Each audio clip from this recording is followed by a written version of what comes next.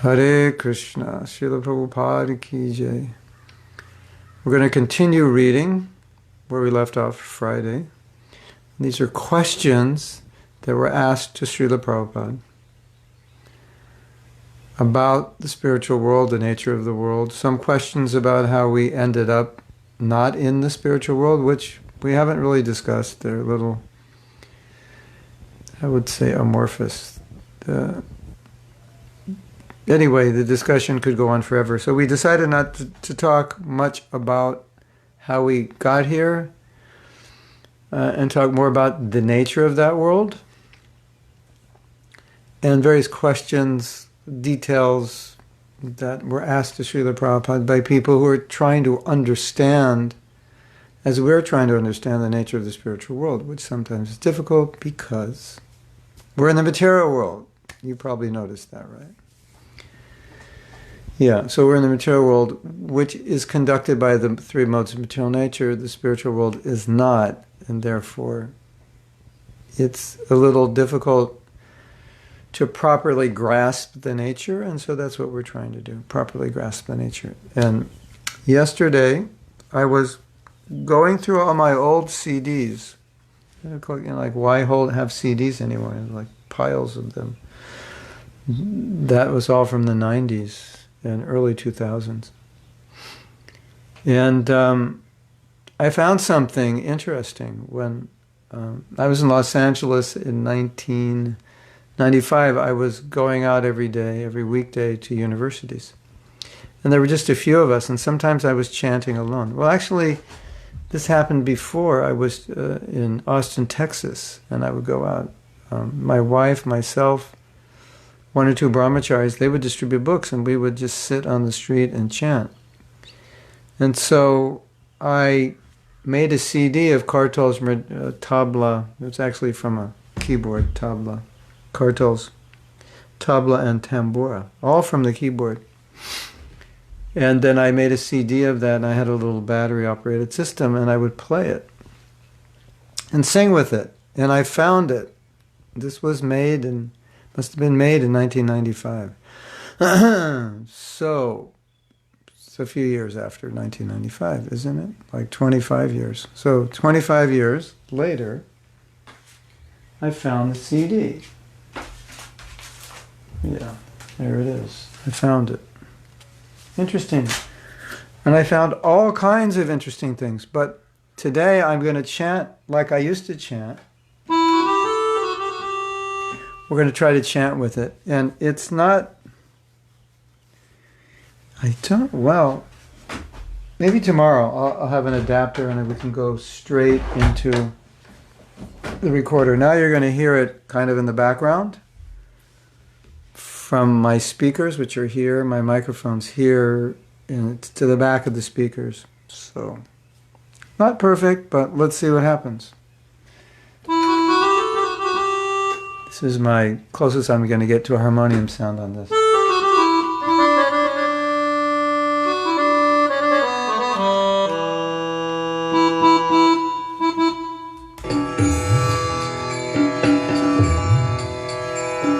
Radha Madhava Kunja Bihari Jaya Radha Madhava Kunja Bihari Gopijana Vallabha Girivardhari Gopijana Vallabha Girivardhari Shodhanandana Vrajajana Ranjana Shodhanandana Vrajajana Ranjana Shodhanandana Vrajajana Ranjana Shodhanandana Vrajajana Ranjana Jamuna Tira Vanachari Jamuna Tira Vanachari Radha Madhava Kunja Bihari Radha Madhava Kunja Bihari Gopijana Vallabha Girivaradhari Gopi Janavallabha Girivaradhari Shodhanandana Rajajanandanjana Shodhanandana Rajajanandanjana Shodhanandana Rajajanandanjana Shodhanandana Rajajanandanjana Jamuna Tira Vanachari Jamuna Tira Vanachari Radha Madhava Kunja Bihari Radha Madhava Kunja Bihari Radha Madhava Kunja Bihari Radha Madhava Kunja Bihari. Hare Krishna. So, you want to hear something funny? So I had a harmonium. We would take out the harmonium, and I had a little box, and in the box was a little amplifier and a CD player, and then we had a battery and an inverter, so we could run the amplifier, and I had a microphone. And so I'd have this CD, and I'd be playing this CD, and I'd just be chanting along with harmonium. And people would, and this CD has tambura, it has tablas, kartals, and it has a bell tree. Like every 4/8 measures, there's a bell tree. And people would come up, and they'd look at the harmonium, and they're trying to figure out, how is this harmonium making all this music? It was funny. But because I was the only one chanting, what I noticed is when I played this, and you can hear it better now. This is my backup. And I could be a one-man band.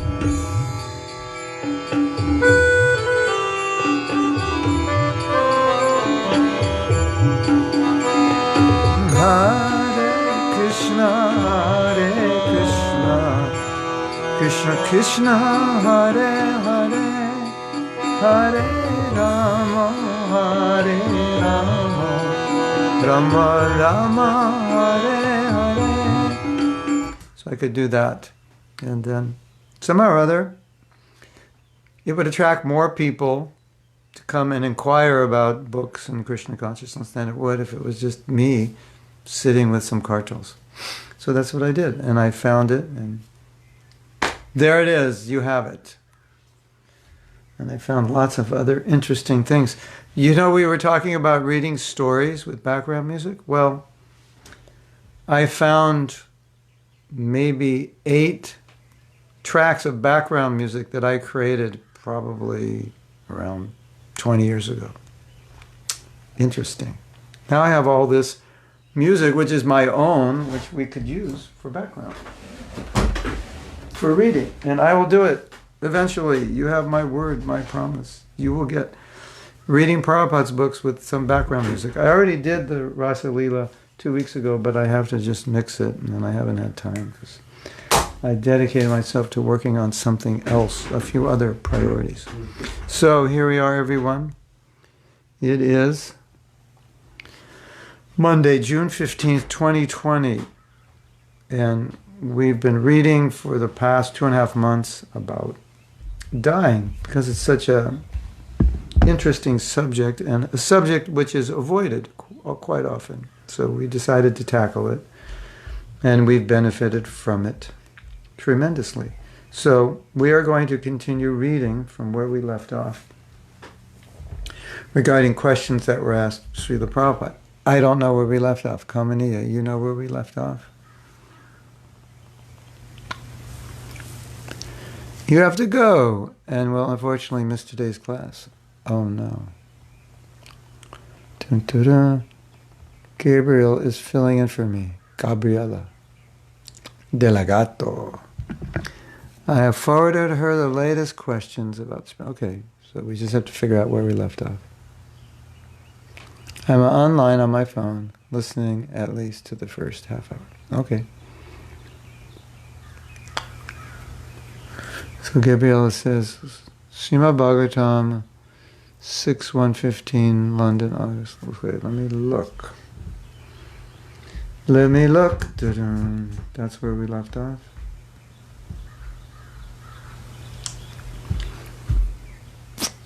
August 3rd in London. It says Srimad Bhagavatam. I don't know about that.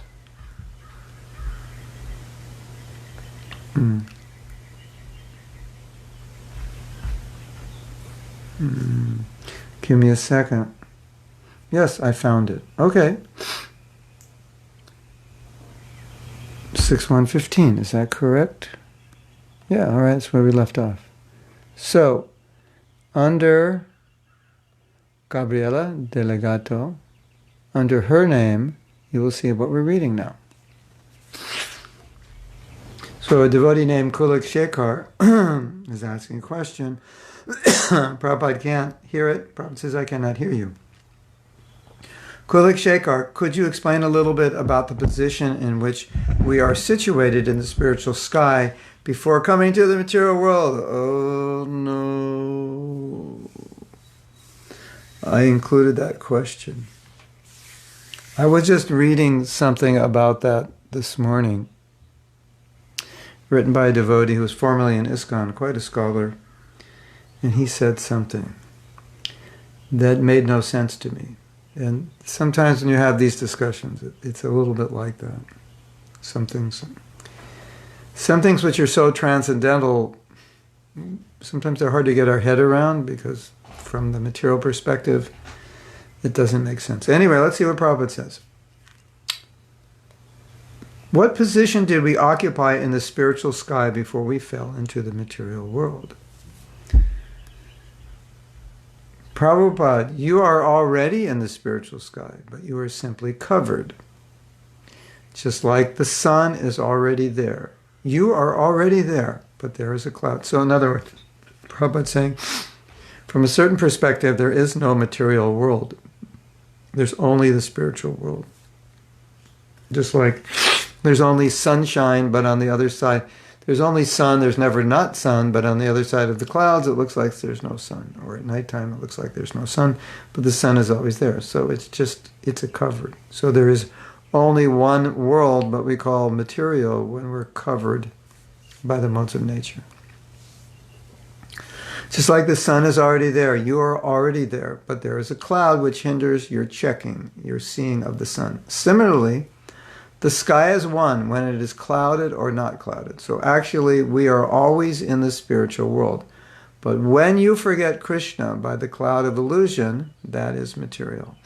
As we had discussed this, what's the definition of material? What's the definition of spiritual? Well, Prabhupada's giving a very simple definition here. You remember Krishna, that's spiritual. You forget Krishna, that's material. You can be a demon trying to kill Krishna.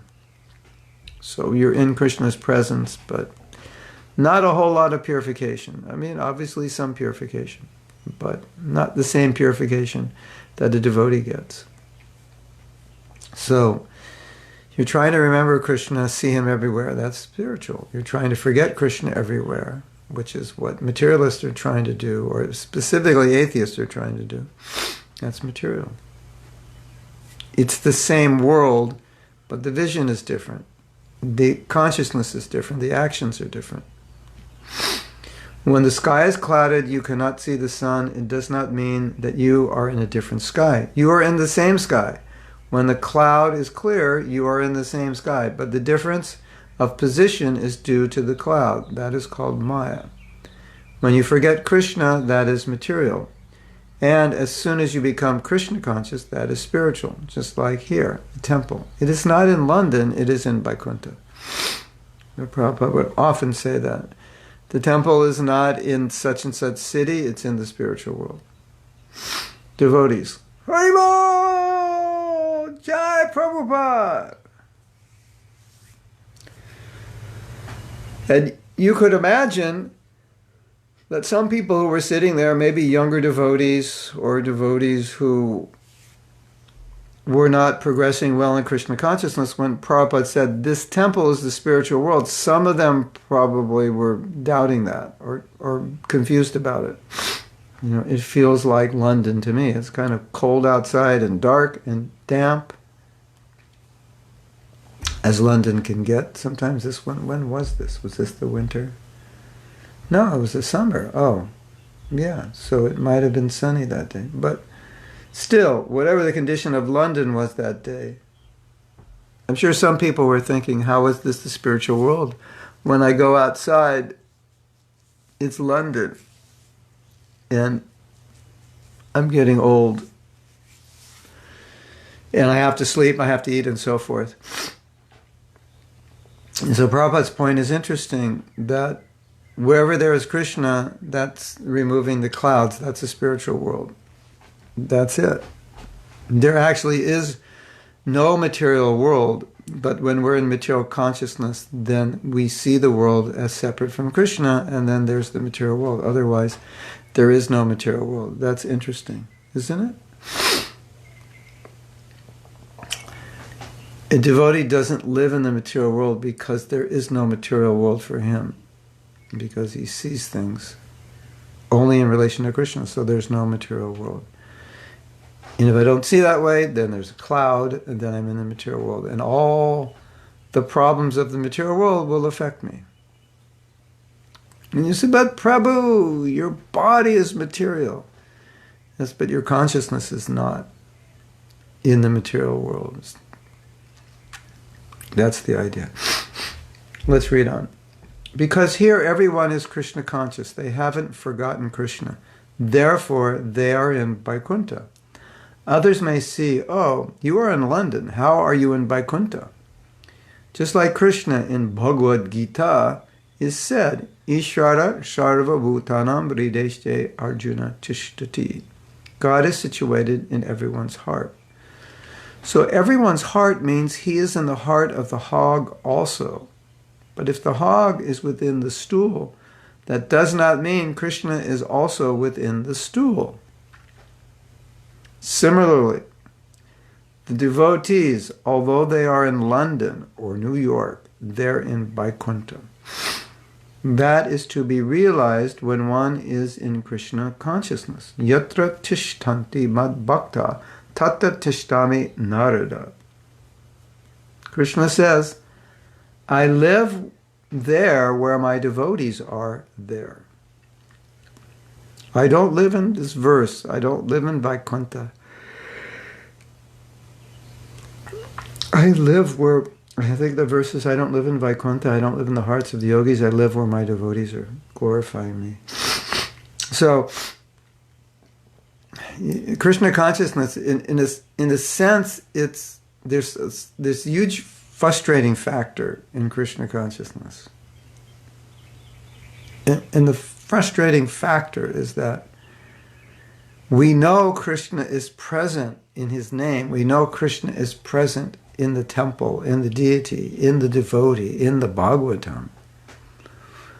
We know when we're in kirtan, we're not in the material world, but these things are difficult to realize in our conditional state, and sometimes it's frustrating. You may go to some very holy place and you hear how holy it is, and you may not feel much, or as much as you would like to feel, or expecting to feel, or wanting to feel. This is where Krishna did this pastime, and this happened, and that happened. Okay, I'm not feeling it. Have you ever had that experience? You're in the holy dham, and like, this is where Krishna jumped on Kaliya, and you're like, okay, I'm here. And that's about it. It's like a little, it starts to boil over, and then it just simmers back down. And it's very frustrating. Because it's like every day we're hoping, maybe today's the day that I'll finally realize that, Krishna, I'll see Krishna in the deity, or see Krishna and experience Him in His holy name. Or I'll read the Bhagavatam, and the whole Bhagavatam will be wet because I'll be crying. Like, I think was it Raghunath Das Goswami?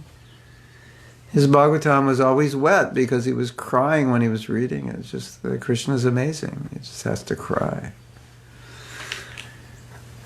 Maybe today is going to be the day, and then, tonight you're taking rest. Nah, today wasn't the day. I fell asleep during japa. I spaced out when I looked at the deities. I got bored reading Bhagavatam. These things are very frustrating because we know that Krishna is there. So that's just something we're going to have to tolerate on the path to becoming pure. But someday it won't be like that. I would just recommend praying, Krishna, please reveal yourself to me in all your different manifestations. And someday it will happen. And it happens gradually, for sure.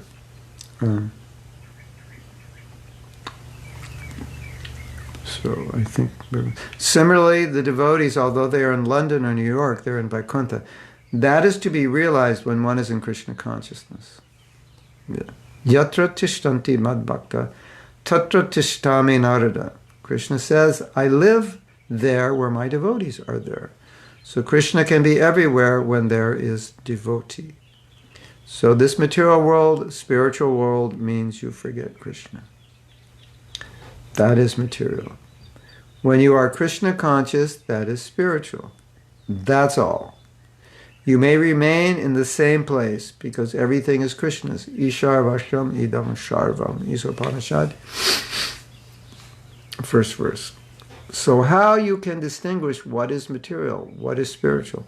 If every part of the creation belongs to Krishna, you cannot practically distinguish. This portion is spiritual, this portion is material. That distinction is due to our forgetfulness.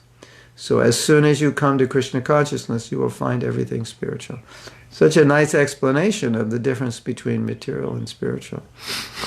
It's based on how you see it.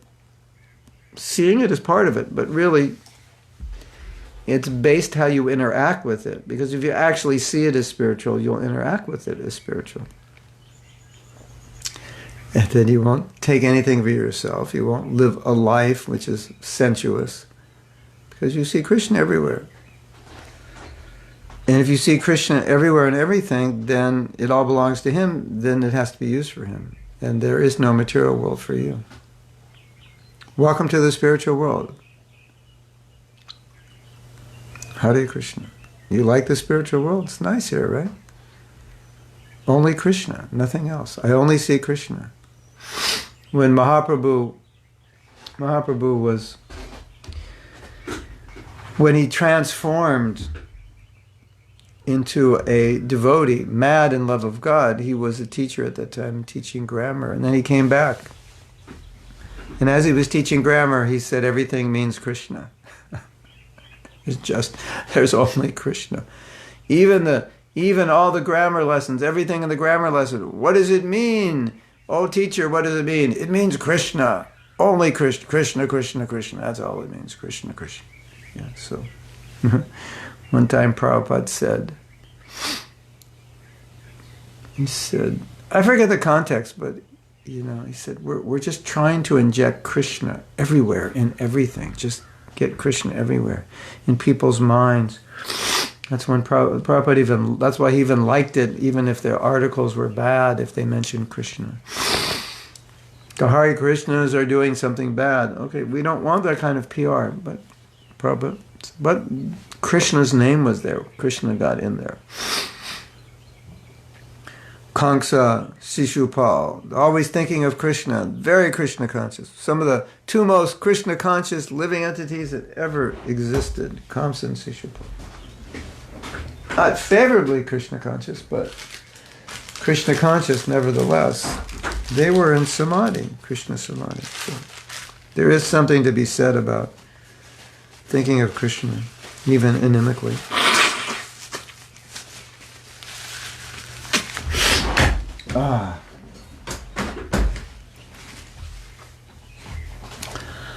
You know, some people have handkerchiefs. You don't have a handkerchief? You have a little handkerchief and then you blow your nose and then you put the handkerchief back. That's kind of moochy, isn't it? It's not Brahminical to have a handkerchief. It's, you blow it and throw it away.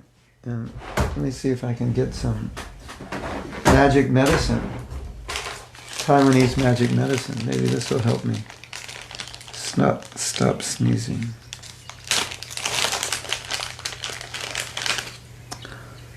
Sometimes we use the expression, he is in Maya, or I am in Maya. So what does that mean? He's in Maya, I'm in Maya. What does it mean technically, specifically, practically? It means I'm seeing everything in relation to how I can enjoy it. That's what it means when you say I'm in Maya. Right? And if you say I am in Krishna, we don't use that phrase, but it's a nice phrase, right? If I'm in Maya, then I can be in Krishna. How are you doing today, Prabhu? Oh, I fell into Krishna. It was fantastic. Got up early this morning, got my beads, started chanting. I fell into Krishna. So, what does it mean to fall into Krishna? It means everywhere I go, there's only Krishna. What does it mean to fall into Maya? It means everywhere I go, there's nothing. There's no Krishna anywhere. What did you do? I went to the movies. Did you see Krishna? No, I didn't see him. I didn't see him in the movie theater. But for a pure devotee, Premanjana charita bhakti vilochanena shantasya daivaridayeshu vilokayanti yam shama sundaram achinta gunasharupam govindam haripurusham Premanjana charita bhakti vilochanena Shantasya daivaridayeshu vilokayanti Yam shama sundaram achinta gunasharupam Govindam haripurusham tamaham bhajami Govindam haripurusham tamaham bhajami. That means when you have prema and you put prema on your eyes, premanjana charita bhakti, you put prema on your eyes, then you will see Krishna everywhere. Could you imagine? Just imagine. You know that song by John Lennon, Imagine? Maybe we should rewrite it.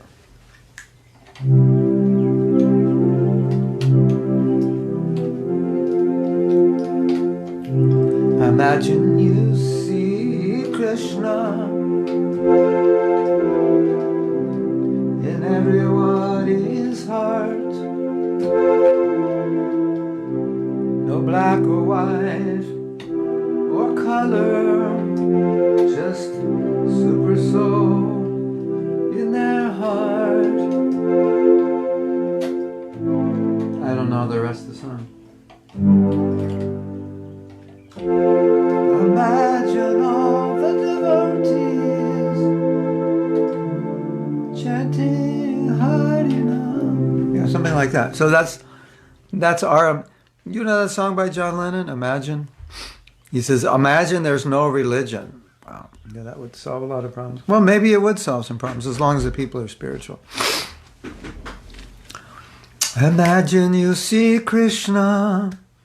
Do-do-do-do-do. Imagine you see Krishna everywhere you go, in every atom, in every particle of snow, in every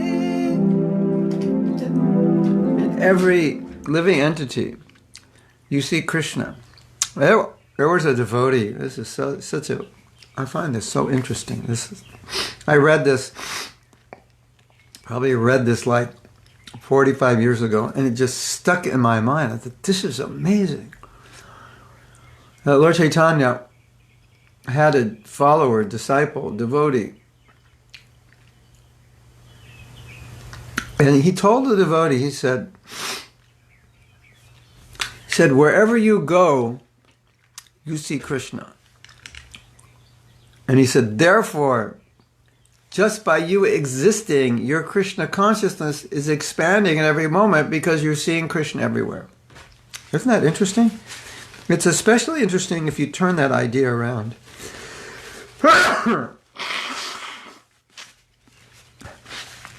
The material world, it's really interesting. You know, I'm sneezing here and I'm taking this Chinese medicine, right?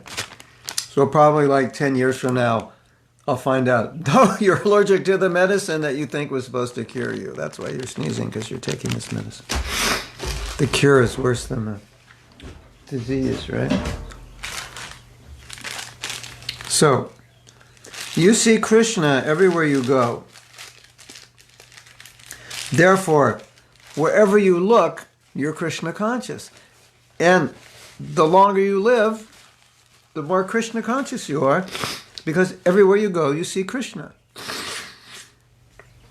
Flip it around. Everywhere you go, you see Maya. The more you see, the more Maya you're in.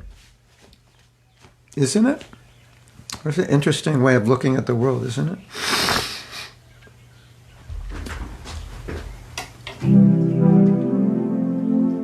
Imagine all the people. Imagine all the people. Imagine all the people chanting the holy name. I don't know the chords. Imagine everyone's a devotee. There's no Maya here. Chanting, dancing, and feasting. No drinking beer.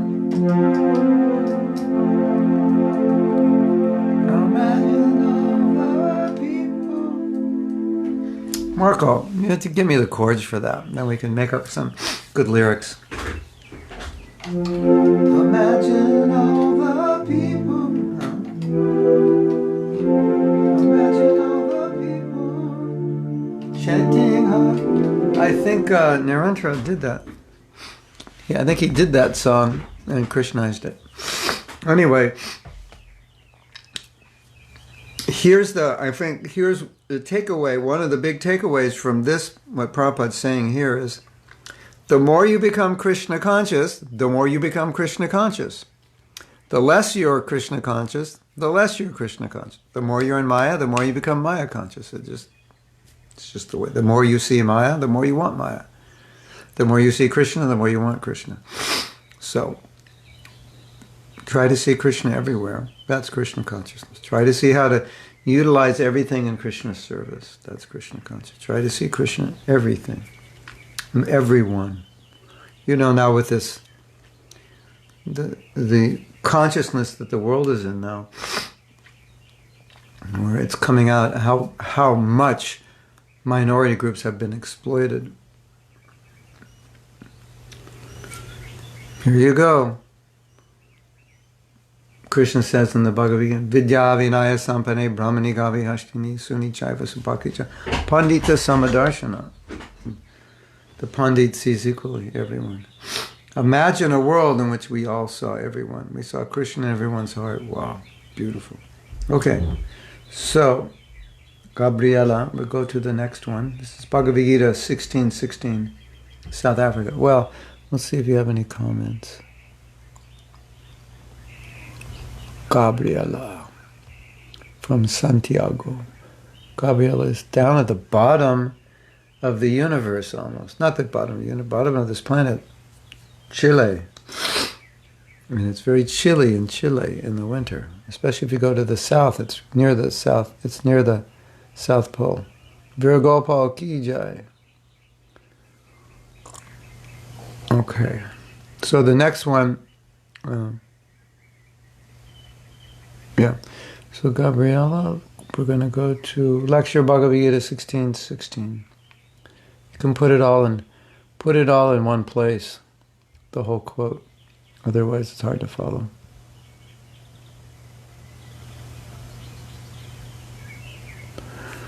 Nadia says, you also said in one class, everything is Krishna consciousness if you are Krishna conscious, and nothing is Krishna conscious if you are not. That's a very profound statement. And you can spend the next 100 lifetimes meditating on that. It's deep. Yeah. It's kind of like if Krishna stands in front of you and you don't want to see him, you won't see him. You won't even know who he is. That's sad, isn't it? Krishna's right in front of you and you don't see him. It happens all the time to us. Sometimes Krishna speaks to us through other people. We don't see it. Isn't it? Unfortunate. Yeah. If you don't want to see Krishna, you won't see him. If you want to see him, you'll see him.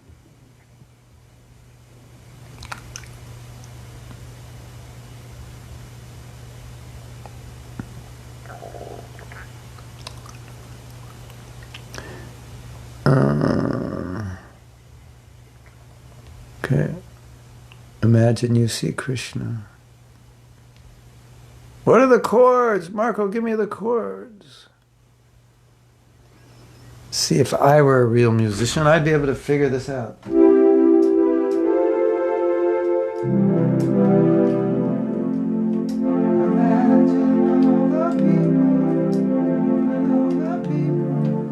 Maybe Lucy, you could just hear it in your head and figure it out.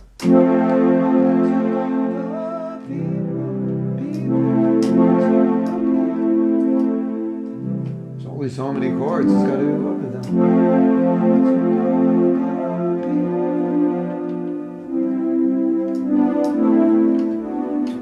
Chanting Harinam. Wow, it'd be amazing, huh? I failed as a musician. I can't figure this out. That's a good one.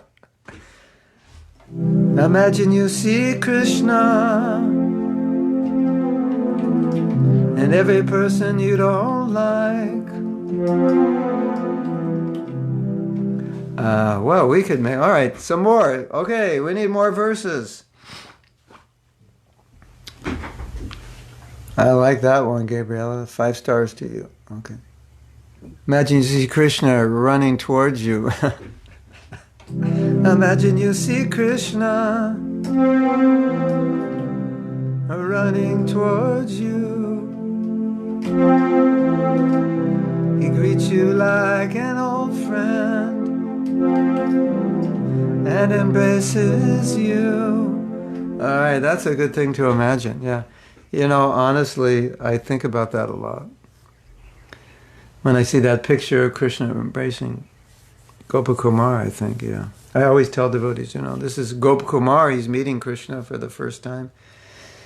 And they're embracing, and that could be you also. He's now the star of that movie, but you could be the star of that movie, and hopefully soon you will be in that movie as the star, being embraced by Krishna.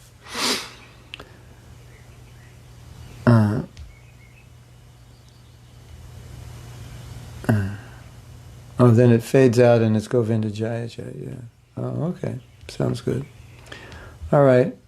We're going to read... This is South Africa, October 18th, 1975, lecture on Bhagavad Gita. Question. Even if we don't surrender to Krishna in this life, will everyone surrender to Krishna?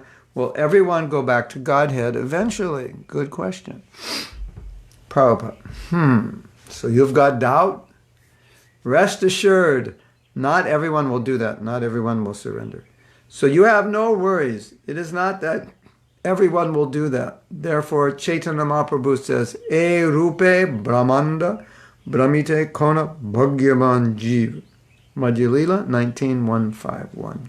Unless one is bhagyavan, very fortunate, he'll not go back home, back to Godhead. He will rot here. So this Krishna consciousness movement means we are trying to make people bhagyavan. If he wants, he can become bhagyavan. That is our attempt. We are creating so many centers. We are teaching how to become bhagyavan, fortunate, how to go back home, how he can be happy. Now, if one is fortunate, they will take this instruction and turn his life. Therefore, this is mission. In other words, our mission. But without becoming bhagyavan, nobody can go. Fortunate. So we are giving them chance to become fortunate. This is our mission. The most unfortunate is getting the chance to become fortunate. Any one of us can consider this. How from unfortunate life they are coming to fortunate. This is Krishna consciousness movement. That we are giving chance to the unfortunate. Everyone is unfortunate. Everyone is rascal. We are giving chance how to become intelligent and fortunate. This is Krishna consciousness. If the people are not so fortunate and rascal, then what is the meaning of preaching? Preaching means you have to turn the rascals and unfortunate to become intelligent and fortunate. That is preaching, but unless you are fortunate and intelligent, you cannot take to Krishna consciousness. That is a fact. Now, you've probably heard Prabhupada say that eventually everyone is going back to Godhead. And so why here is he saying no? Well, what he means is if you remain a rascal and unfortunate, then you're going to stick around longer. And you're going to stick around so long that it would seem like you're never going back. And often, when they would ask Prabhupada, why does someone take to Krishna consciousness and someone doesn't? And he would say the same thing, because they're fortunate.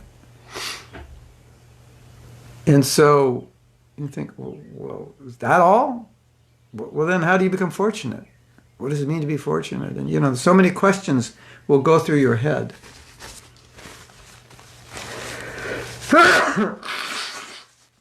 Only those who take to Krishna consciousness take to it because they're fortunate. Prabhupada, well, how do I become fortunate? Take Krishna consciousness.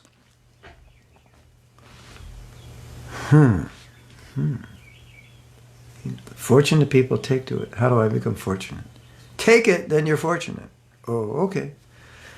So sometimes that was the answer Prabhupada gave. Just, they're fortunate. Make them fortunate.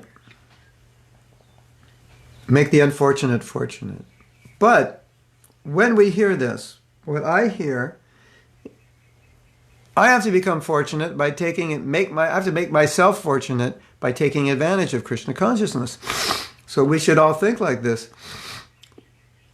Bhagyavan Jiv, become fortunate. How do you become fortunate? By making yourself fortunate. How do you make yourself fortunate? By taking to the process of Krishna consciousness. By doing it every day, you make yourself fortunate. And Prabhupada also said, people take to Krishna consciousness because they're intelligent. And so we want to be intelligent and fortunate. And if we're intelligent and fortunate, then we'll take to Krishna consciousness every day. Right? So, ladies and gentlemen, make yourself fortunate by taking advantage of the fortune that's being given to you. That's the idea. Okay. I'm going to go down. Maybe we have more lyrics to our song.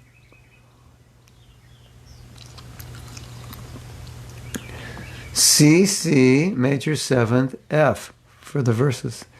Yeah, I got it for the verses. And the other part, I was playing that part.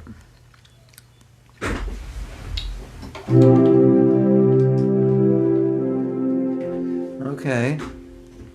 Imagine all the people. Imagine all the people. Doesn't sound right.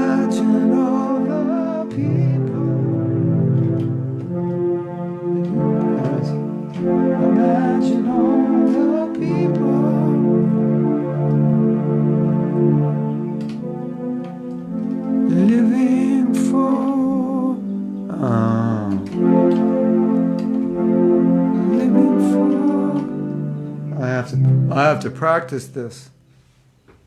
Not in front of you. Imagine all the people living for today. We got it.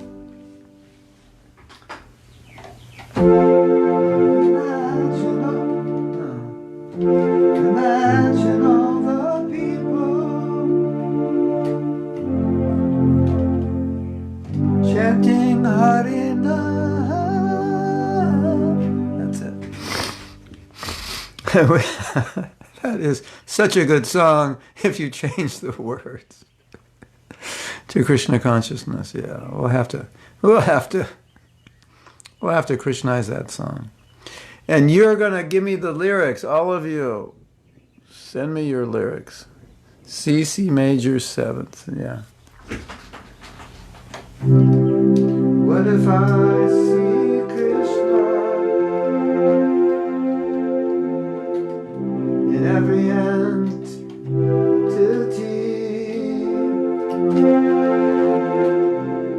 in all the animals and insects, in all that ever be?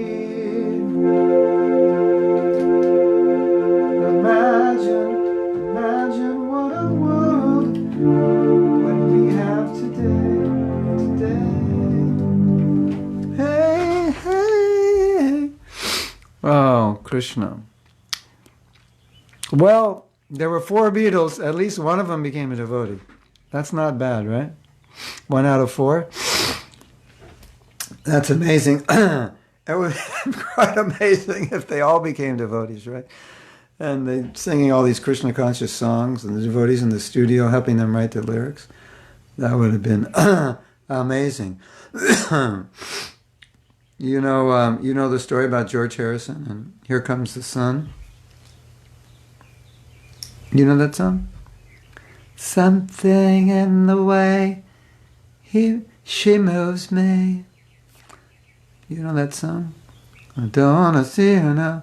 Dun, dun, dun, dun. Here comes the sun. That song was about Krishna. Did you know that? So the way the song went, something in the way he moves me. I don't know the song that well. That was after I became a devotee, I think. And so all the producers said, you can't sing he because everyone will think this is weird. What, George Harrison is gay, and being gay in like 1970 or something was hard for people. People thought there was something really wrong with you. He said, you can't say he. He said, well, I'm singing about Krishna. No, you have to say she.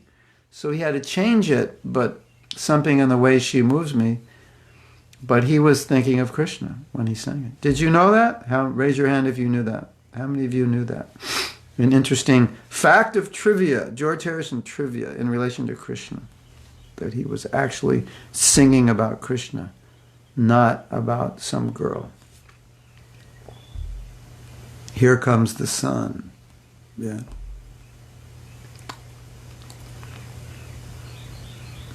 Yeah. Hare Krishna. Okay. Can we go on and read some more? F, G, C, C major 7th. E 7th. Oh, we got some new chords. We have the words here.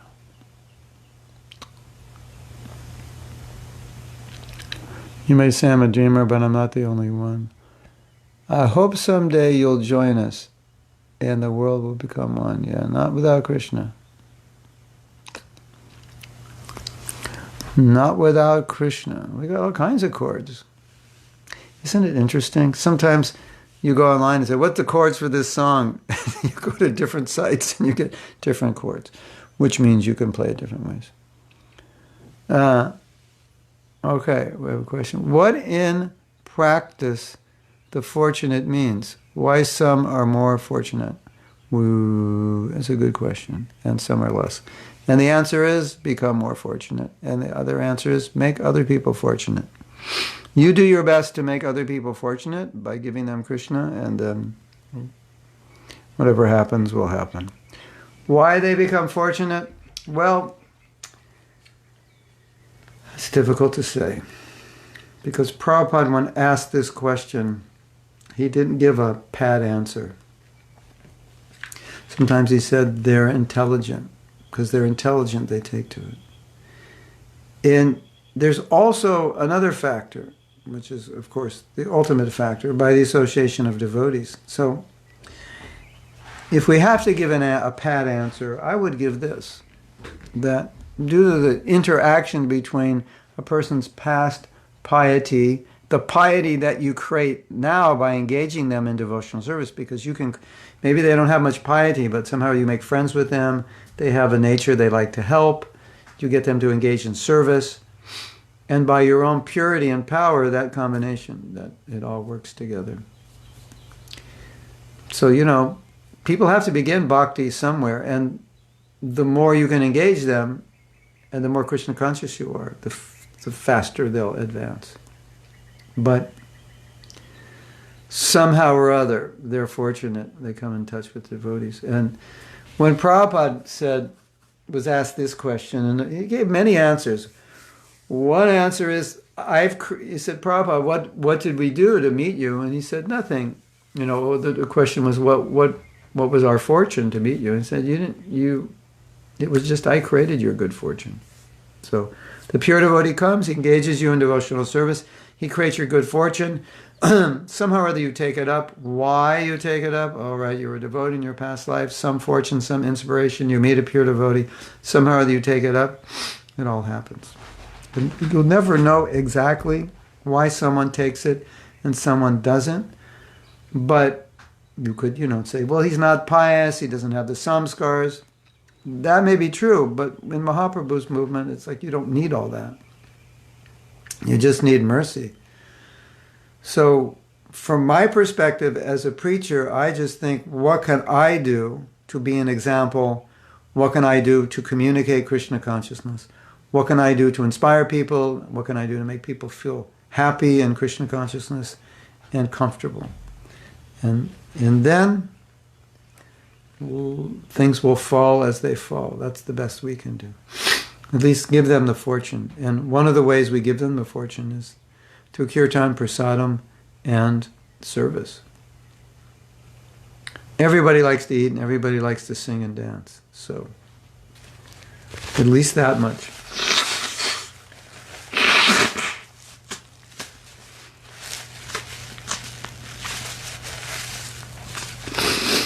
God, that would be, now with the racial, what's going on in the world, a Krishna conscious version of John Lennon's song would be quite timely, wouldn't it? That'd be good for South Africa, Lucy, right? Why don't you write the song and you can sing it and record it? And actually, Lucy, all you have to do is just record your voice. If you don't have anything else, just have a metronome in your ear, record your voice, and send it to me, and I'll put the music to it. Or just you can get a track. They have tracks online with these songs, just the music. You can sing to it, a Krishna conscious version for South Africa. Because South Africa is really in the mood of multiracial, well, at least on paper, multiracial integration. It's called the Rainbow Nation, different colors coming together. So Krishnaize that song, wow, and sing it. Whoa, it could be huge in South Africa, right? Pretty soon we'll see Lucy on YouTube with like 400 million hits for that song, right? It's going to be amazing, Lucy. It's going to be amazing.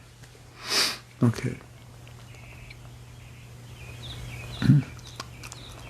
So you all send Lucy your words. She's going to sing it. You ready for that, Lucy? You into that? You have somewhere you can record it? And Lucy's saying, Guru Maharaj, you should sing it. I sing so many things. Why don't you sing it? You're South African. You sing it for the South African people. Srila Prabhupada said he created our good fortune. He worked tirelessly to make us fortunate, so we should work hard to cultivate others' good fortune.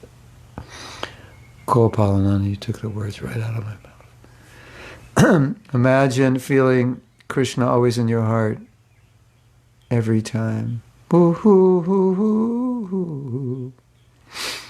Yeah. Imagine feeling Krishna in your heart. I like that line. Recently heard about the story behind Here Comes the Sun. Yeah, interesting, right? By the way, it seems we Nityabhadas are less fortunate. Nityasiddhas are really fortunate.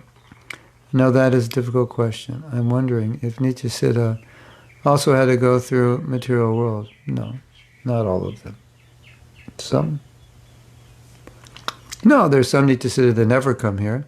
Some that do. And some, anyway, you're getting the mercy of Mahaprabhu. What more could you want? It's not fair. What do you mean it's not fair? You got Mahaprabhu's mercy. You're in a better position. It's not fair. I ended up here. Yeah, well, why? Why did you want to come here? Why are you blaming someone else? You know, you eat, and you suffer, and then you blame. What do you blame the potatoes? You blame the carrots. Why did you give me a stomachache? And the carrots say, "'Cause you ate 10 times too many, because you had 3 gallons of ghee on me. That's why." So it's not fair. Okay, even if you think it's not fair, you got Mahaprabhu's mercy, so what more could you ask for, right? You got Mahaprabhu's mercy. You couldn't ask for anything more. You're in a better position than the Nityasiddha. You have Mahaprabhu's mercy. You're on your way to Braj. Be happy.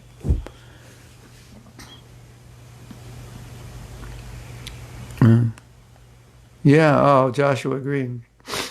Yogeshwar wrote a book called Here Comes the Sun about George Harrison.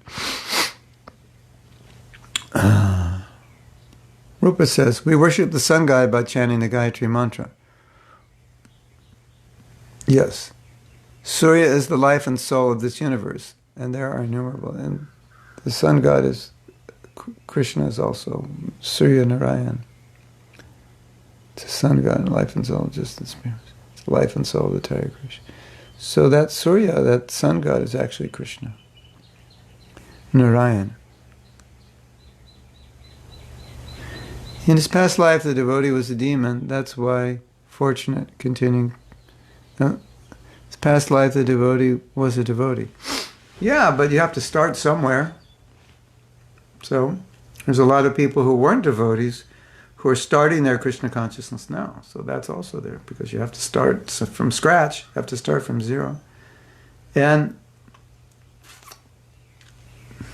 Prabhupada said, usually, when you see somebody taking up devotional service enthusiastically, steady and determined, it's because they're continuing. And Prabhupada said that. But at the same time, Prabhupada's mood was, we don't go out and say, can I see, excuse me, sir, before I give you this book, can you give me your birth date? And then we look it up. No, you weren't a devotee in your last life. Okay, we'll see you later. It's not like that. Lord Chaitanya's mercy is so powerful. And so, although Prabhupada said that, you continue because you're a devotee, he never said that people can't take up Krishna consciousness. He said, generally, if you're a devotee in your past, you'll be more serious. But he said you have to start somewhere. And my thinking, and this is the way Prabhupada preached, was we just encourage everyone to be Krishna conscious and go back to Godhead in this lifetime. That's how Prabhupada preached. And he never said, well, 16 rounds, 4 principles, you'll go back to Godhead if you were a devotee in your last life. But if you weren't, it's going to take you 3 lives because you weren't a devotee. So he never said that. Now, you might say, but it must be true if they're doing 16 rounds, they must have been a devotee. Maybe. But Lord Chaitanya's mercy is such that why should we limit his mercy? But then you have these stories like Mragari the hunter going from such a low state to such a high state, Jagai and Madai, and so many stories. So those stories are there to give encouragement to anyone to become Krishna conscious. And now, all over the world, people are being Krishna conscious. So, personally, I prefer to see, like, anyone can be a devotee if they're willing to take to the process. And especially sometimes when we go out in the world and meet people, we do meet people who we see them and we know this person's a devotee. They just don't know it. They're so attracted, like immediately attracted, and they can't leave the devotee association. I think, yeah, they must be devotees. Yeah, we see that all the time. But there are others who will go slowly. And Krishna Karshanti, you are the most fortunate woman in the universe because you have Mahaprabhu's mercy.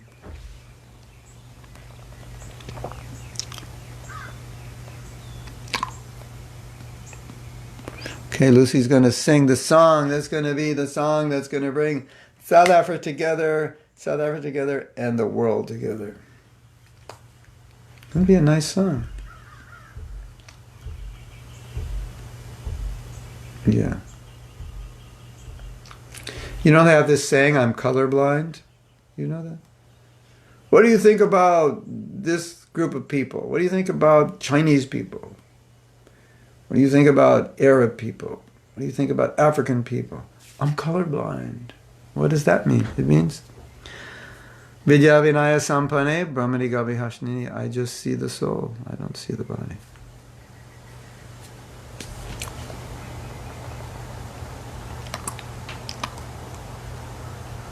Yeah, making people.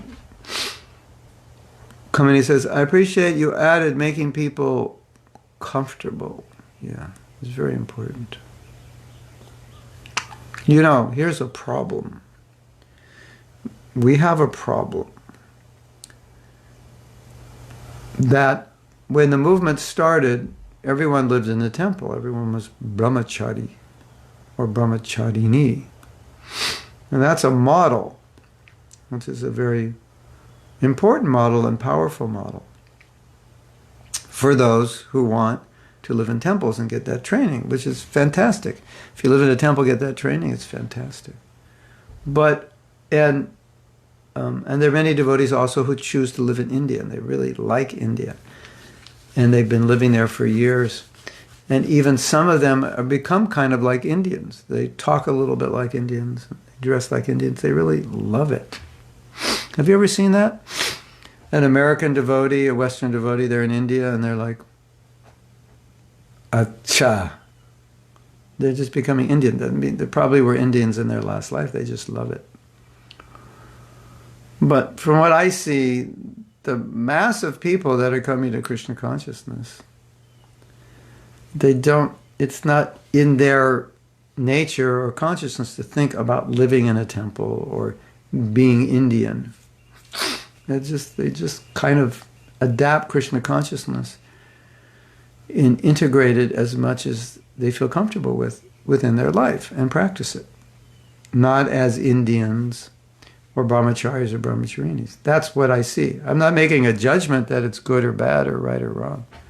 That we could say for another talk. Is that good or bad or right or wrong? That's just what I see. And so I see if the world's going to be Krishna conscious, that's obviously what it's going to look like. People in their ordinary lives being Krishna conscious. So that's why I say comfortable, because if people are made to feel like you have to be overly austere or so forth to be Krishna conscious, they'll feel uncomfortable and they'll go somewhere else. Right? We've seen that also. And there's a lot of places you can go. A non-devotee once asked me, are you all Hare Krishnas always so happy? Because he's seen Harinam videos. Are you always... And what did you say, Katie? You say, no, I'm pretty miserable myself. You know, I was thinking... okay, Lucy and I will sing together, and Katie's going to play the guitar. We'll all sing together. Wow. Okay, Lucy's going to write the song, right? She'll sing the lead, and then for the bridge, we'll all sing it. So we have Kamania, we have Katie, and you'll have to all like send me your tracks. We'll figure this out. Someday we'll do it. We'll get it done somehow. It'll be a project. It'll be the morning, it'll be Laugh Your Way Back to Godhead project for all. And then, we have Marco there. Marco, we need a piano player. But we can just make it simple. We can just get the track and just get a track online. The music's already there. Yeah, that's easy. The music's already there, and all you have to do is sing the chorus, but we have to get the words first. We'll send you the words. And whoever can sing, you can sing and send me the track. Or maybe we'll send it to Marco. You can do all the hard work. Mix it. She has access to a studio. Okay. All right. So send your... Lucy, you can go through the chat here and note all the lyrics. And if you have lyrics, anyone... Lucy, put up your email address or WhatsApp, and they'll send them to you. Now today, everybody's going to be after class. You're all going to be going. Imagine there's no demons. No, we can't say that. But are we always happy? Here's my thought on that. A person sees devotees. They always have. So I was watching some videos of kirtans, not just our group, but other organizations that do kirtan. And of course, we know how people love to sing and dance, and we know how people love to eat. And then I was preparing for a class, and in the preparation for a class, I came across a video of a godbrother who's very upset about things going on in ISKCON, and he was talking with a group of other upset people, and I was looking at that, and I was thinking, there are a lot of people who, don't like everything that goes on in the Hare Krishna movement. That's to be expected for any movement, any organization. And then I was thinking, but when we're doing kirtan and when we're taking prasadam, everybody's happy. Nobody in the middle of kirtan is like, yeah, I'm not chanting because, the GBC, I'm zipping my lips. No. I mean, if you feel that way, you won't even come to the kirtan. But when we're having wonderful kirtan, when we're taking wonderful prasadam, everything is just like, it works. Everything's great. So I think we all know this, but it's nice to be reminded of it.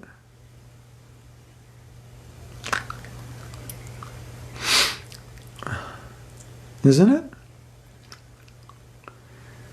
And it's like more and more when I think about this, I think, and Prabhupada also said, when we had a festival, he told the president, he said, don't speak for more than 10 minutes. On stage, when you give your talk, don't speak for more than 10 minutes. And Prabhupada joked, he said, don't speak this boring philosophy for more than 10 minutes. So Prabhupada was comparing, kirtan and prasadam to philosophy. So in comparison to kirtan and prasadam, philosophy is boring. You're not the body, you have karma, you're suffering the threefold mission. Okay, 10 minutes, that's all I can take, it's enough. All right, just give me more prasadam and kirtan, do a drama, this philosophy, I can't take it. That was kind of like Prabhupada's mood.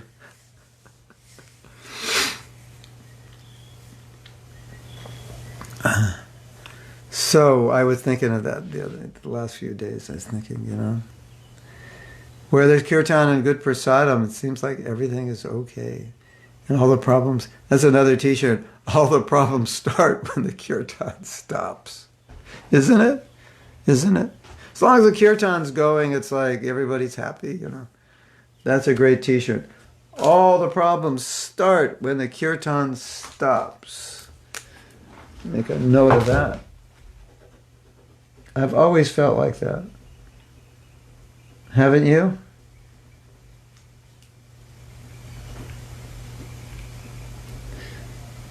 Or all the problems stop when the kirtan starts.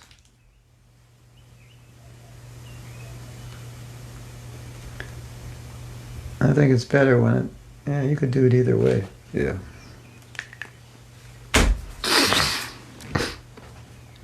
Hare Krishna. Okay. we're going to make an amazing song. Krishna Karshani has been having a traumatic experience being in a material body.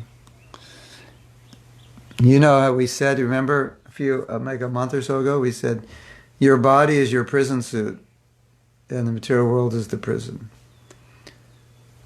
Tanya says, I've heard from several sources that the main factor in developing Krishna consciousness is the mercy of devotees. Yes, that is 100%. Through Agyata Sukriti, the devotee engages the person in pious activities, devotional pious activities. And the person slowly accumulates devotional merit without even knowing. Yes. But by the association of pure, it's not just engaging them, but it's that association of pure devotees also that infiltrates into the heart. So, what I've always said, and I always will say because it's so important, all of us need to become more Krishna conscious, because the more Krishna conscious we become, the more powerful will the effect of our association be on people we associate with. Rupa Goswami, I think it was Rupa Goswami who said, if you have a crystal and you have some color next to the crystal, then the crystal becomes that color. It reflects that color. And he said, so association is like a crystal. You will reflect, you'll become the color of what you associate with. So if you're very, very pure, then the people you associate with, they automatically will get Krishna consciousness by your association. So, fundamentally speaking, although there's so many ways to spread Krishna consciousness, this is the most fundamental. Because even if you had no real, like in the early days of the movement, we didn't have much facility. Just a few devotees on the street chanting. So what we had? We each had 2 dhotis and 2 kurtas and a sweater and a pair of socks and a pair of shoes, or 2 pairs of socks, 1 pair of shoes. We didn't have much, and mridanga and kartals, and we'd go out. But if there's a pure devotee, that's all that's needed. And from that, so much will come. But if you have all facility, you don't have pure devotee, then it doesn't work. It's like a nice car without an engine. So thank you for that comment, Tanya. It is true.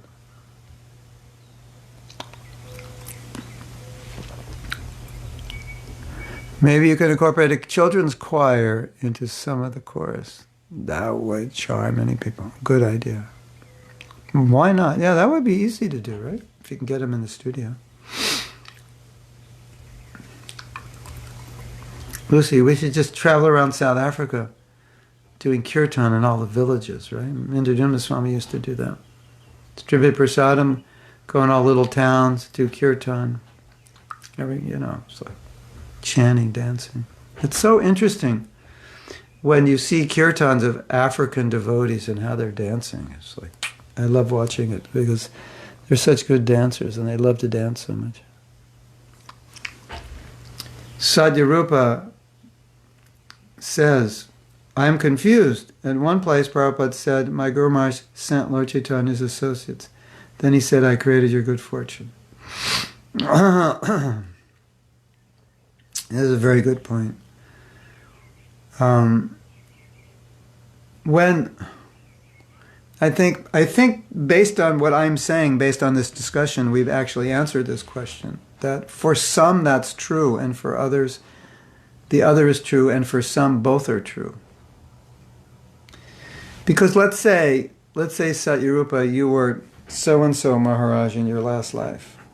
You were Satrupa Swami in your last life. And you became a Swami because you had such a bad relationship in Grihastha life with your wife that you were traumatized and you became Satrupa Maharaj. And now you've taken birth again because it's Satrupa Maharaj. When you died, you were thinking, I hate my wife, and you became a woman. And now you're attracted to devotional service. Okay. And now you're Satyarupa Devidasi. But without the mercy of a pure devotee, without the mercy and engagement in devotional service, how would you actually continue and take it up? And you could be distracted by that also. right? Because Prabhupada said that. It's not just because you did devotional service doesn't mean you're going to seriously take it up in your next life. So I think you could see a combination of both going there. Okay, I did devotional service in my last life. What did I do? I ate a gulab jamun. I ended up in Orissa at Jagannath Puri. I saw Lord Jagannath. Okay, that's all I did. So now I take birth in America, and I see Lord Jagannath again, and I take more prasadam, and devotees engage me. So, to what degree were you a devotee in your past? And that's anybody's guess, right? And at the same time, you can begin your devotional service sometime, somewhere, somehow, right now. And so to continue it, you need mercy. We need to create good fortune, right? But if you continue and you're you advance very quickly and you're very determined, it's because you were more advanced in the past. So I don't think they're contradictory. They work together. According to different people, some will need more Agyata Sukriti, some will need less, some already have a lot with them. So, Sat Rupa Maharaj, make this your last life. Okay? Otherwise, Satya Rupa, you're going to die thinking, I never want to get married. And then you die and you become, again, Sat Rupa Maharaj. And you keep going back and forth, for like hundreds of lifetimes. A Maharaj in one life, a woman who hates men in her next life, a Maharaj. And, Hare Krishna. Maybe we should write a novel,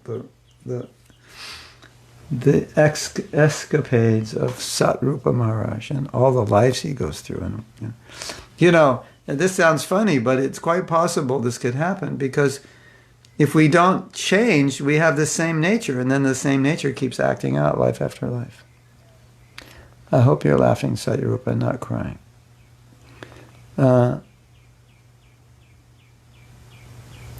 remember my past life, and I was, as far as possible, one can be from being a devotee. Wow.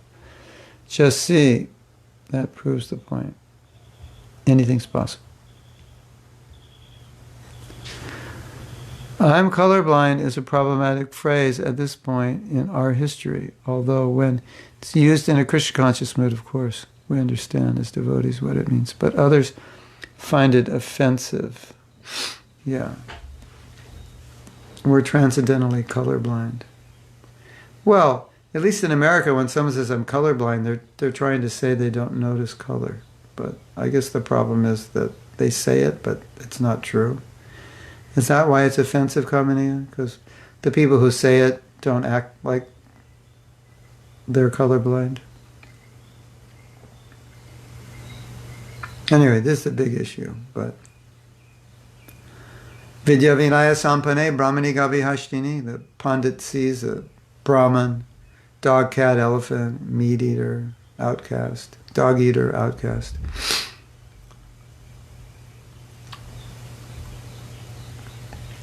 As, it's interesting, dog eater, right? We need to investigate this. Bhagavad Gita uses the word dog eater. Do you notice that? Swapacha. Swapacha. One of the ways you would make a distinction between different kinds of people is based on what they eat. So the Shastra makes this distinction based on the lower class persons would eat dogs. But as far as I understand, it's because nobody would eat cows in those days. They would eat dogs or other lower animals. So it doesn't say cow eater. It says, it'll say meat eater. To my knowledge, to my memory, it doesn't say cow eater. It says dog eater. Because, one would think, well, if it's a choice between eating a cow and a dog, we would say, if you have to eat a dog. And Prabhupada said that also. So as far as I understand, it means that nobody would eat a cow. So that was considered, eating a dog was considered low. But eating a cow, if you would eat a cow or a dog, eat a dog. Even the dog eaters can become pure devotees. Acha. Kamaniya says, Acha. You do this, Kamini? Also. Acha. You speak grammatically like Indians speak? I'm going to see the God. If you take Indian language and you transpose it on American language, where there's not supposed to be a the, you put a the, and where there's supposed to be a the, you take it out. Have you noticed that? Well, we have two achawalas here. Acha. Lucy, you say acha. Ah, acha. And everybody's thinking, what does acha mean? Acha. Well, it means good in Hindi. Bahut acha. Very good. But it's used kind of like, cool. Okay. Acha. It's one of those, one of those words you could use for anything, right? Oh, this prasadam's delicious. Acha. How much does that cost? It costs 20 rupees. Acha. What time is the train leaving? 3 o'clock. Acha. So, all of you go to India, you don't have to speak Hindi. All you have to do is say acha, acha, cha, acha, and go like this. And everyone will like you. So, I think acha is the new cool word. We could say acha. Ooh. But you can't say that's acha. That doesn't work that way. So it has to be. You can't say that's a cool song. That's a acha song. I mean, you could because it means good, but I don't know. We have to work on that. I'm so comfortable with Indians. I was surely Indian my last life. Kamini, about 10 years ago, I went to India and I was thinking, I want to be born in India my next life. I want to be born in an Indian family. I'm finished with America. I hate it. I hate Americans. I just want to be in India. And my wife was like 2 years old. She was like doing yoga and listening to Indian music. Nahi. Acha. You Hare Krishna devotees born in the West, you are all Indians. And you took birth, as Prabhupada said, to spread Krishna consciousness. Isn't that a beautiful thought?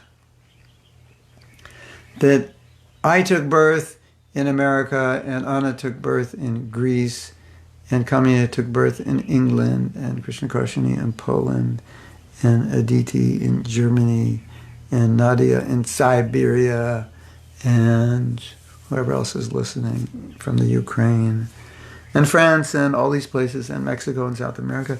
We all took birth there to be planted to spread Krishna consciousness. Isn't that a beautiful thought?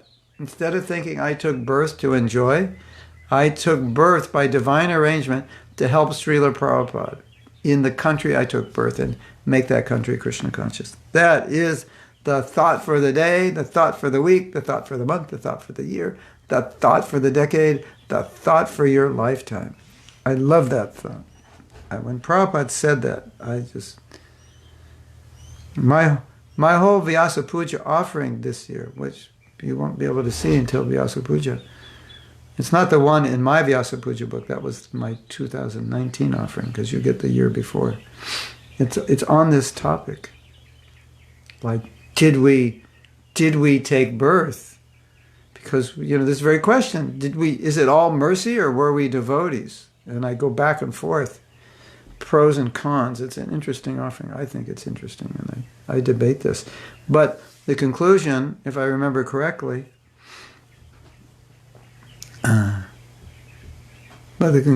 conclusion is that to think that I've taken birth in I was Indian, taken birth in the Western countries, I've done devotional service in the past, I've taken birth, I've got contact,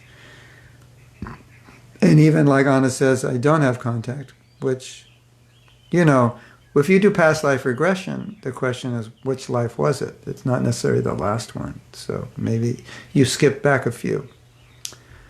And it's a beautiful thought that I've taken birth to serve Prabhupada. I have not taken birth for sense gratification. I've taken birth to serve Prabhupada. I think that all the time.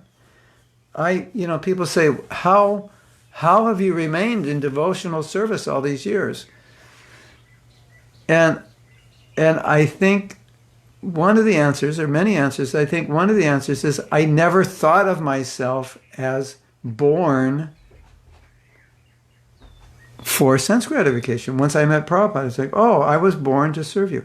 That's my Vyasa Puja offering. I think the name of it is Born. I'd love to read it. I don't know. I don't know if it's bona fide if you can read an offering before it's offered to Prabhupada. I'd love to read it to you. And I think that's the name of it, Born to Serve Prabhupada. And so that thought, I could enjoy, I could do so many things. No, but I was born, I was placed in this country to serve Prabhupada. That's it's such a beautiful thought, isn't it? And if you adopt that thought, it'll give you strength, because you're not here to enjoy this world. You were placed here to make other people Krishna conscious. That's why you're here. You're all like associates of Prabhupada in some way. Beautiful thought. And Rupa says, what is Indian? I was born in London, but my blood is Indian. You're a Lindian.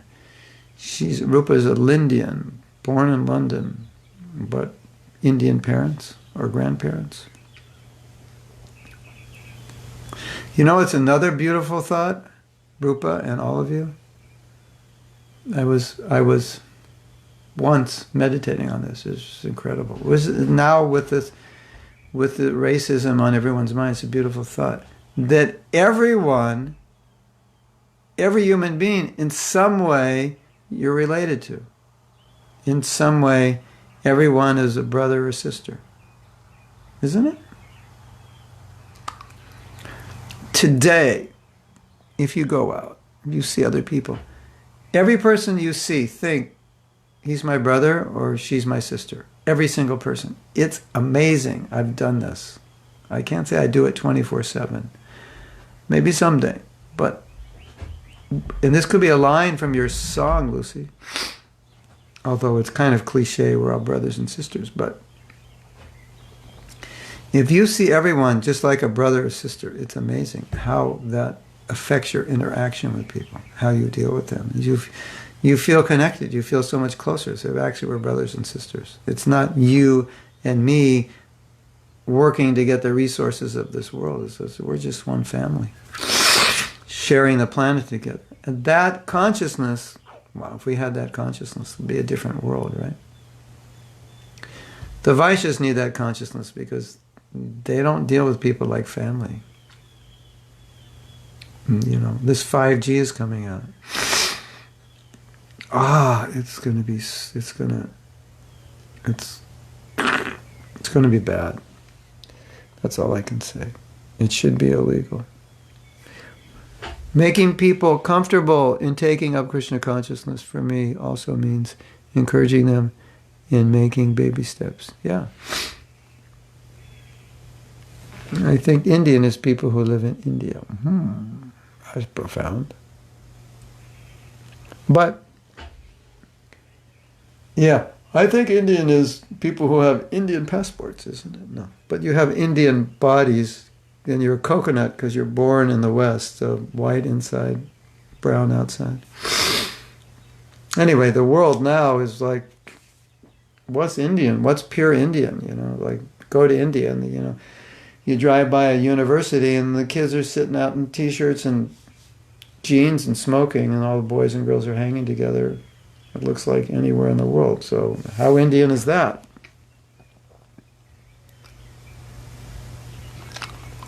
Okay, Kamaniya, you're going to be a big star in this production. Then we have to have a music video. Like, we are the world, we are the people, we are the one who's going to make a better day for you and me. Anyway, we'll figure it out, right? Then we'll get all the rock star devotees to sing, right? Like that one devotee did that song everybody was singing. But that's too much work. Rupa's become an American. She lives in Alachua. Well, you know what they say. You can take the Indian out of India, but you can't take... You can take the Indian out of India, but you can't take India out of the Indian. Or you could say that you can take the Italian out of Italy, but you can't take the pizza out of the Italian. So, I'm losing internet shortly. We're just crossing from Switzerland into Austria. Well, say hello to my relatives in Austria. Thank you. We'll listen back later. Okay, we're finished. The holy name fills us with happiness. Yes. When do you have live kirtan? 10:30 a.m. on Sunday. You missed it yesterday. Everything's supposed to be on my Facebook. Okay, that t-shirt. All the problems start when the kirtan stops. That would be a good one to sell. Kamaniya. That would be a good one. That would be a good one for you guys to sell when you play. All the problems, that's a good one. All your problems stop when the kirtan starts. All your problems start when the kirtan stops. Maybe two sides of the t-shirt, right? One on the front, one on the back. And never stop dancing. Never stop dancing, in parenthesis, and chanting, right? And we have that t-shirt. Never stop dancing, parenthesis, only to take prasadam. It's online. Kirtan's online. Yeah. On my Facebook. I think it's important to let people, potential devotees, stay the way they are and not make them Indian. We see in Poland people appreciate Krishna consciousness, but they're not interested in wearing shari or dhoti. The Indian side of our movement is very much discouraging for most people. It seems that we want to attract more people, we have to make them feel comfortable. Yeah, they may want to wear shari, dhoti, for the festival, like to dress up. It's kind of fun, but yeah. It's so true, and the movement's so young, and we don't have a lot of perspective on, we don't have like 1,000 years of perspective to look back on, but it's obviously a different world today, and things will be different. We can open a merch shop. What? Merch shop, yeah. Well, we have this site. It's called Bonfire. And they make T-shirts and they sell them on their site. Yeah. Chai Dev's Mantra Choir, yeah. Okay, it's time for a story. This is a beautiful story. I'm going to have to bypass because it's so late. Save your comments for tomorrow. Kamalakshi, if you could save that. It's too late. If you want to put your comments, I want to tell the story. This is a beautiful story. If you want to put your comments, save your comments and put them tomorrow, we can go over them. So, this is South Africa. I'm not sure when. Maybe it was 7 years ago. Probably longer. Maybe Lucy knows. Lucy, when was the Rath Yatra at the beachfront at Indradumasam you organized? That orchestra came. What year was that? Do you know? Maybe less than 7. Of course, time flies. I always estimate everything happens sooner than it does. Do you know the year? So anyway, there was a Rath Yatra festival, and I think there were maybe 4,000 people in the tent. And they had this orchestra. What was it called? The KwaZulu Orchestra? Something like the Natal KwaZulu something. Yeah. Like a real orchestra. And Bibi Govinda Maharaj was singing Amazing Grace and doing kirtan. 2013, 7 years ago. Wow, look at my memory. That's amazing. I was watching a video last night. I couldn't sleep last night till like 1 a.m. or something. I'm going through all these old CDs, and on this old CD is a video of me giving a seminar on vows. And I was watching it, and I was laughing. I was so funny. And I was so fired up. It was so good. I don't even know if I could do it that well as I did then. I had just been trained how to facilitate seminars. It was so funny to watch. I was impressing myself with myself. You think I'm an egomaniac or what? So, the KZN Philharmonic Orchestra, the KwaZulu-Natal, is that it? So they're singing Amazing Grace, and they were trying to get devotees to sing the backup, but they couldn't. And Jayadev had gotten a choir. So they said, let the choir sing. So they did Amazing Grace and Hare Krishna. Hare Krishna, is that right? If I'm remembering correctly, is that what they did? Hare Krishna, Krishna Krishna, Hare Hare, Hare Ram, Hare Ram. That's what I remember. Is that?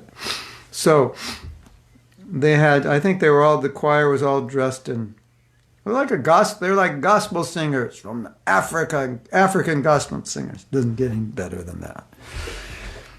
And they're all dressed in white, and they're doing their dance. I remember their dance. They're not dancing like we dance. Hare Krishna, Hare Krishna, Krishna. Right?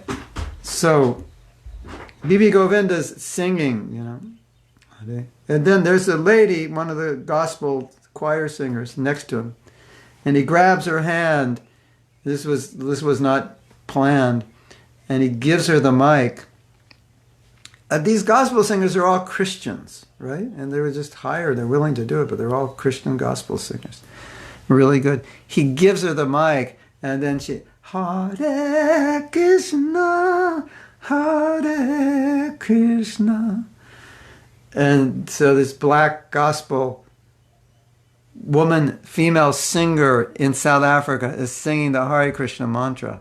And the audience went completely mad. It was like, okay, this is like unprecedented. This is like, you know, this is unity. This is, it was like, and the Indians were like, practically everybody was crying. It was so amazing.